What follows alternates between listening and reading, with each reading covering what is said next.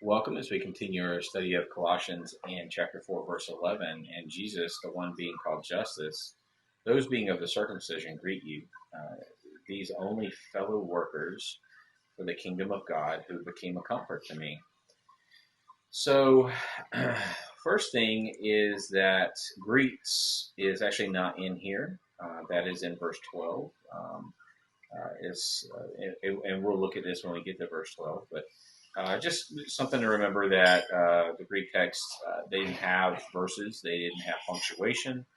The whole letter was one giant run-on sentence, and so the translators did their best to break this up into verses by thought. But that the Greek you could have easily gone with this versus verse 12. Possibly both, but I don't think it's both just because uh, it's in the singular. So that could imply that it is really it goes with verse 12. And then, let's see, we do see it again, or we see it also in verse 10. So I don't know. It's interesting. I think they just implied it here, but it's really not in there. But I think in the context, you could probably apply it to the verse.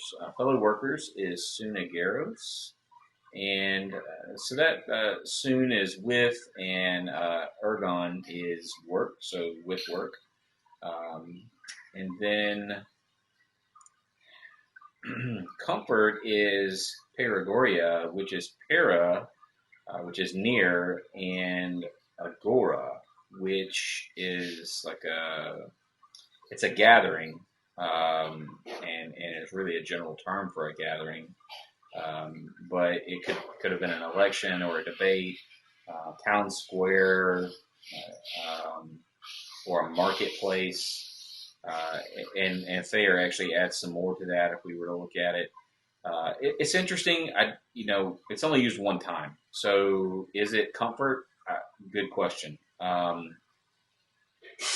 I would say at a minimum you can say that there's certainly some conversation occurring there. That it is a gathering near him, and so maybe that's where comfort comes from. That they're becoming companions with him in that way.